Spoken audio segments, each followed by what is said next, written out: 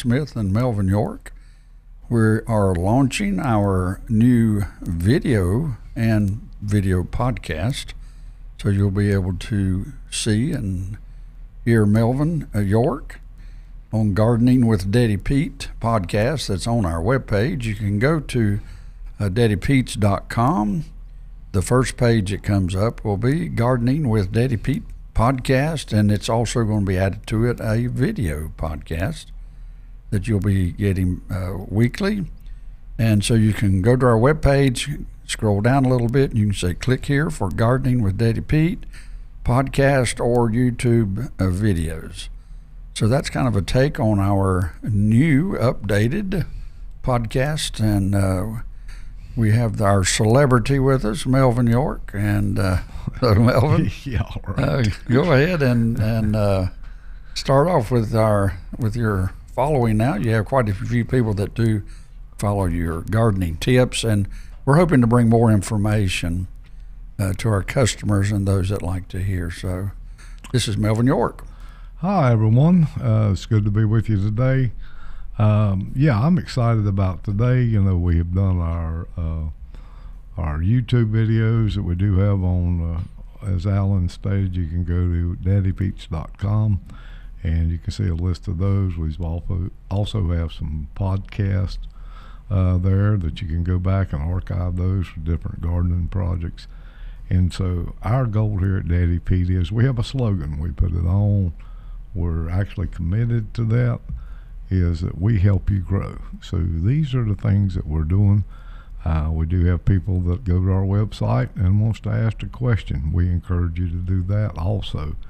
And a lot of people ask me, do you answer all of our questions? And the answer is yes.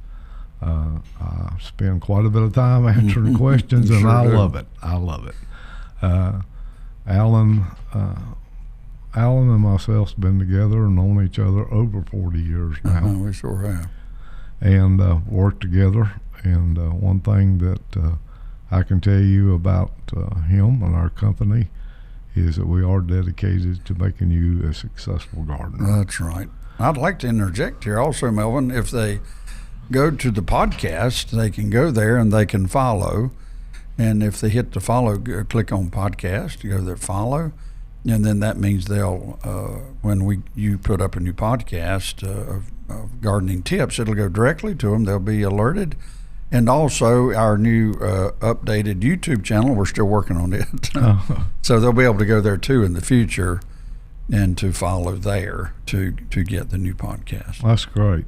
And you know, again, when you do go to our webpage or whatever, and you do have a question or make a comment, if there is a topic that of gardening that you're having a problem with, or something that we can answer or help you with, you know, by all means, make sure that you do shoot us that question, and we'll make sure we get around to that topic. I mean, we may not have all of the answers, but we will get them for you. Mm-hmm. And there's also that question that you're speaking about right under the podcast link, and the video link is right under that. It says, send us your questions for us to answer on the podcast. And then you click and put your question there. It goes directly to Melvin, and he will be covering these questions on the podcast. Right. Well, good. I learned something this morning myself. Isn't that good? Well, Melvin, we're getting ready to spring. Everybody's thinking gardens now, of course, and you have some ideas here on some tips for vegetable gardening, the things to be considering. And let's kind of start with the basics. Let's start with the beginning. And the first thing would be, you've suggested here with some points that it's good to keep a journal. It is. The journals are worth their weight in gold. My grandfather taught me that years ago. And I know you remember there used to be a company called Smith Douglas around here. It's an old seed store, fertilizer store. And they give out those little, pocket, little pocket notepads. Notepads, yeah. And he would always write down his whole gardening season in that. He kept it in his overall pockets, and that's something that he did.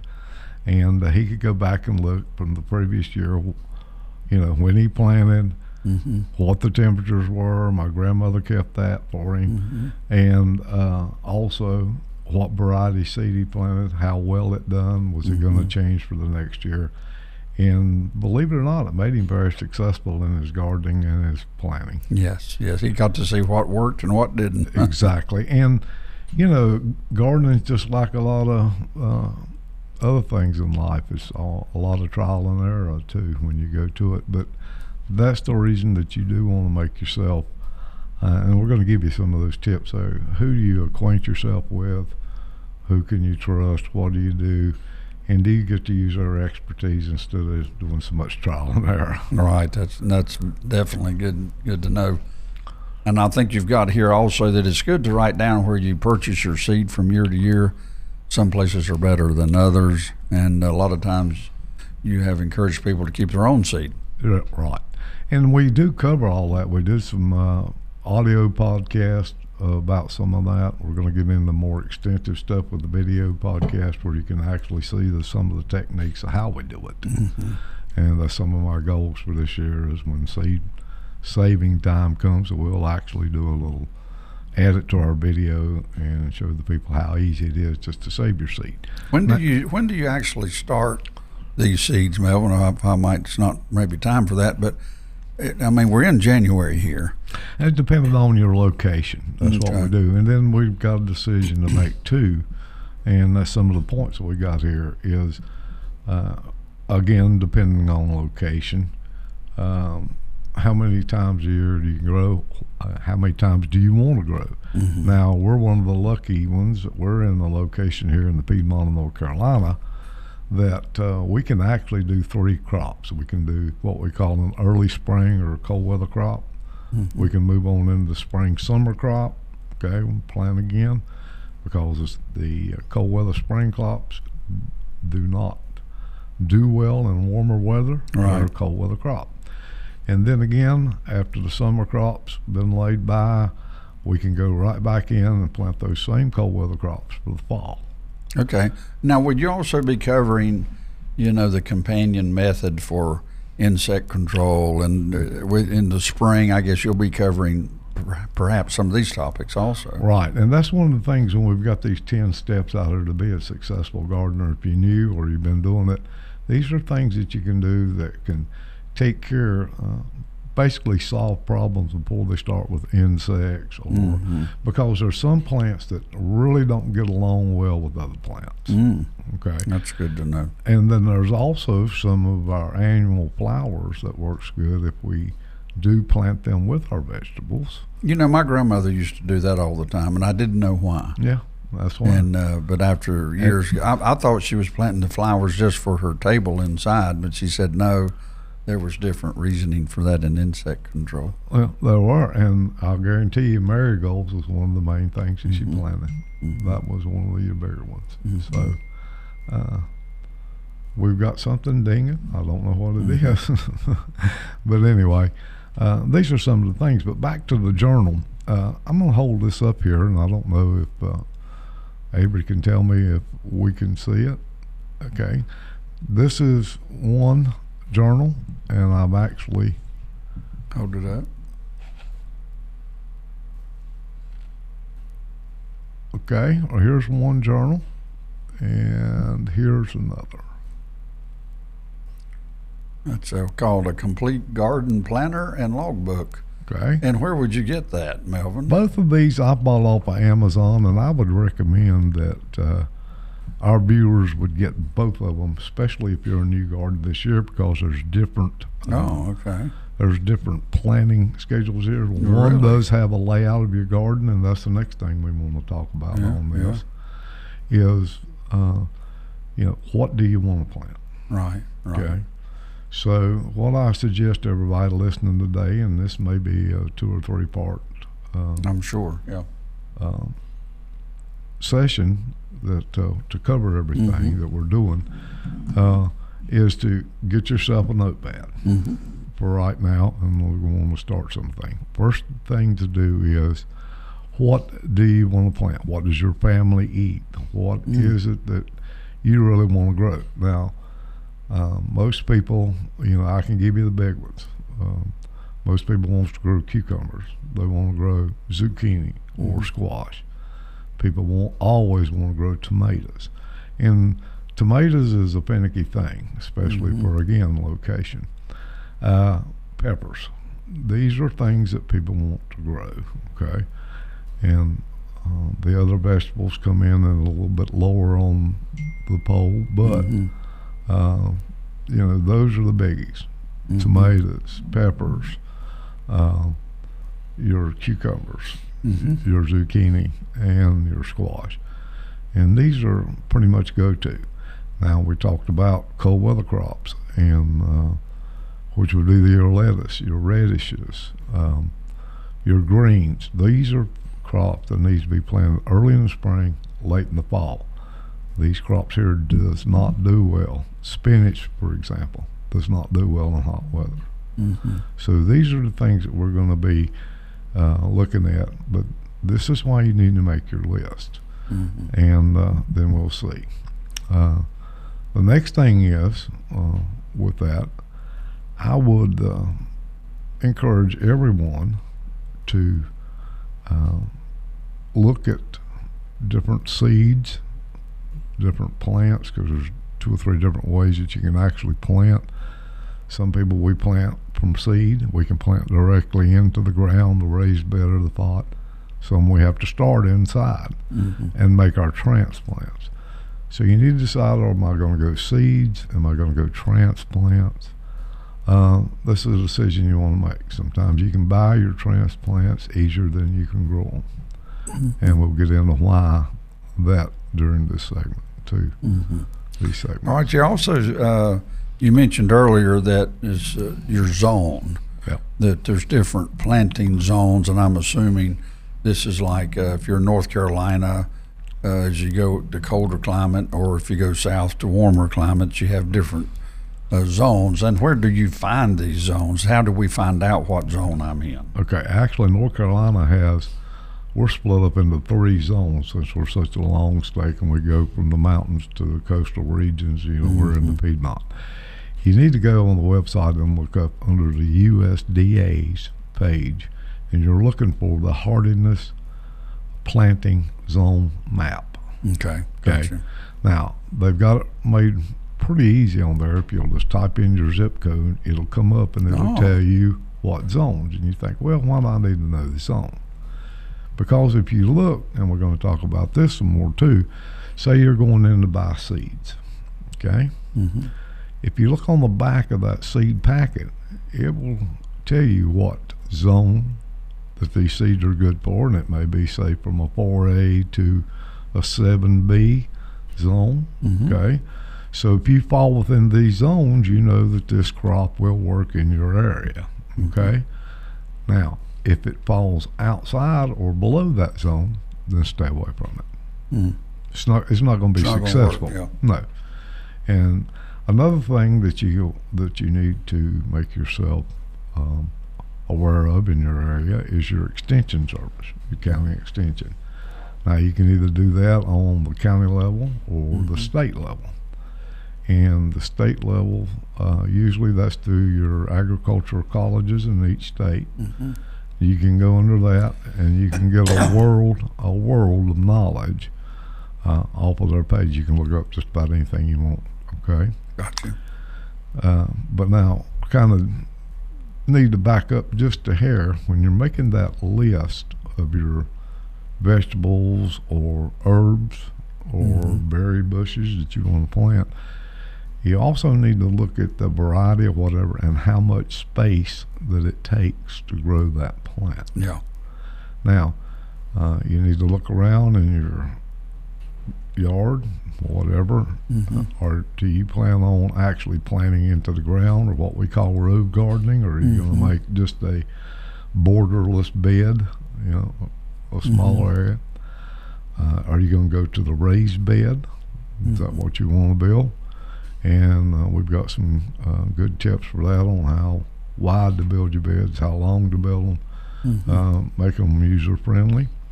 And also you say, well, I don't have enough room for raised beds, I don't have that. Well, do you have a deck? Do you have a place where you could set out pots? Yeah. because you can grow in pots also. Wow. You know, Melvin, going along with that, it's, a lot of the questions over the years we've had is you have taught people over the years how to, I'm going to use, for example, green beans. Right. You've taught people how you don't necessarily plant all your green beans at the same time. You'd say plant this much row, and then wait a week or so, and then plant this much row or two, and then so people, let's say, put up a lot of green beans. In other words, they don't all come in the same day. So you've trained people how to space out different, so that your garden lasts all year. So exactly, and that's what I call replanting. Mm-hmm. We used to do that too. We would have our first crop of green bean along about July. Dad would always replant green Mm-hmm. beans, then we would have them all the way back into frost. And we're eating fresh green beans about all year. Exactly. And if you're wanting to say can or freeze these vegetables, Mm-hmm. you don't have them to do all in one weekend. Mm-hmm. You can plan it out like that. Mm-hmm. So that's what makes a big difference too. Mm-hmm. Okay. And again, you want to look at your types, because here's the thing, some vegetables you get one crop over regardless, like corn. Right. Okay. Green beans, on the other hand, if you keep them picked, they keep reblooming, Mm-hmm. and they keep reproducing And keep bearing. Right. And but it's because you've got them picked, so the vine's saying, okay, I need to create more seed. See, the vine's making seed. That's what it's taught to do. And we get the advantage of the fresh vegetables that way. So another good one's like okra. A lot of people like okra. If you keep it picked, it'll keep producing. But now corn, on the other hand, is going to put out whatever it is. If it's a 1-ear, 2-ear, 3-ear stalk corn, that's it. That's what you get for the crop. But the other vegetables are not like that.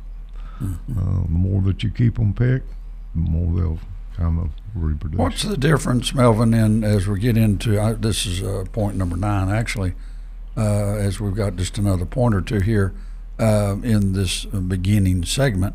What's the where do we need to use heirloom seed, and where do we need to use hybrid? Okay, well, let's go into, there's actually 3 different categories. Okay. We've got our heirloom seed. All right. Okay. Heirloom seed is an open pollinated seed that you can always save. These are the seeds that you can save. You can save off of from You year can to year. save and you can replant. You're going to get the same thing that you had the year before, the same plant, the same fruit, the same vegetable, whatever, year after year. Right.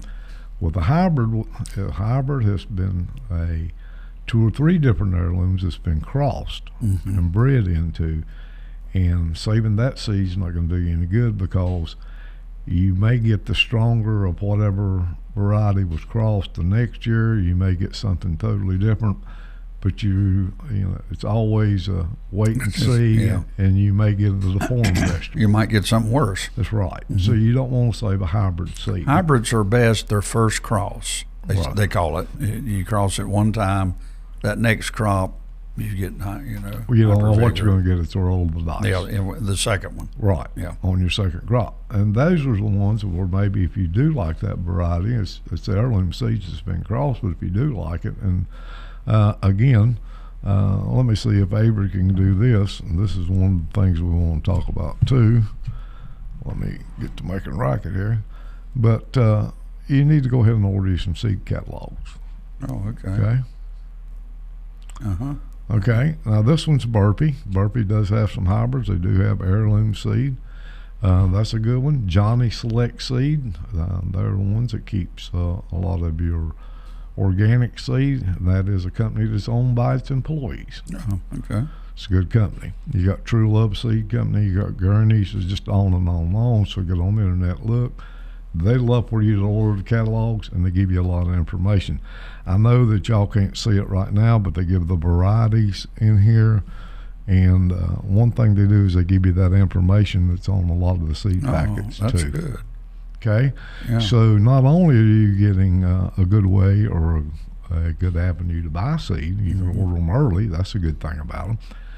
But you also are getting that knowledge that we were talking about. Is it a bush? Is it a climbing variety? You look at the different varieties, what works well for that zone. Once you learn these things, then you're getting ready to start gardening. You're getting ready to go. Well, Melvin, in our final little topic or thought or question here this morning, you've gotten it's good to talk to nearby older gardeners to get your information. And I think a lot of that comes from your grandfather always taught you, and down through the years, and now you're the grandfather, and so great grandpa. So it's almost like you're welcoming people to, you say, ask the older gardeners, and then Melvin York is the older gardener. So that's one reason we have this offer on Daddy Pete's website, that people can contact you directly and ask the questions. That's true. And, they always say it took a village to raise a child. Yeah. I agree with that. Yeah. I also agree that it takes a village of gardeners to help a new gardener get started. That's right. And one thing that you're going to find out about gardeners, they're more than willing to share their information with you, and they'll nurture along. That's one reason that we stay here with Daddy Pete. We stay more with our independent garden centers instead of box stores and stuff, because you walk into that independent garden center, you're walking into a world of knowledge. That's right. These people have and they're willing to help. It's not only a sale to them. They want to make sure you succeed too. And can I say this, Melvin? And Daddy Pete, we certify our dealers. Exactly. In other words, if we don't think a dealer is kind of up to our specs and what Melvin's sharing here and helping you and all of that, then we'll pull a dealership, because in a heartbeat. We're wanting people that will support you as a gardener, help you and talk with you. And in all honesty, independent garden centers are usually made up of some of the best Americans there are out there, Melvin. They're just good down-home people. They'd like to get their hands in the dirt, and when you deal with people like that, you usually got a pretty good crop of people. I know when Hurricane Helene came through, and we missed it by about 30, 40 miles or whatever, and we were blessed by that. And you don't know the amount of my customers or our customers from the coast area, whatever, and the coastal more parts of Virginia, South Carolina, was calling me, hey, are y'all okay? Do y'all need anything? How's it? It's not that once you start going to that independent garden center, you're going to find out that you have a friend for life. That's right. That's right. And somebody you can trust. They're not after the buck. That's not what they're really there for. They really do care. That's what we run into. They really do care. We actually now have, Melvin, we service over 1,000 stores with Daddy Pete in 4, 5, 6 states, and these are the type people we cater to, those that really care, and they want to serve people. And we're not saying we do everything perfectly, because we don't, but we are striving for it. Well, we try. And we try. Well, Melvin, that's going to conclude us on this podcast today and on this video podcast. But I would like to let your listeners know here that this is an introductory kind of a video. But Melvin tends to pick a particular plant or whatever's in your garden. He does episodes. And then the episodes are titled that way, like it might be tomatoes or it might be cucumbers. So as you listen to these podcasts, it should be in the title what he's kind of majoring on from time to time. And we don't always just stay with vegetable gardens. Here at Daddy Pete's, we've created soils over the years. We do it for nursery growers, okay? With landscapers. Yes. We do it for a lot of different people that wants to mix their own soil and add our compost to it. That's right. So, what we do is we'll look at topics. Maybe you want to do fruit trees. Yeah. Maybe you're wanting to do shade trees. Maybe you're needing to plant your lawn or replant. We have products for that, and we also do topics on all that. That's right. So anyway, Melvin, well, listen, I've enjoyed you allowing me to be on the podcast today. And thank you. I'll pop in from time to time, but we do appreciate all that you've got to give us and to offer those that want to be successful gardeners and homeowners and landscapers and the like. Yeah, I know we're running out of time. We do this. I'm going to mention this before we get off of here. Yes.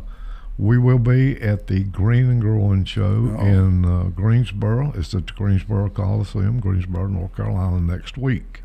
Which is, what's that date? The dates of the trade show will be January the 22nd and January the 23rd. That'll be next Thursday and Friday.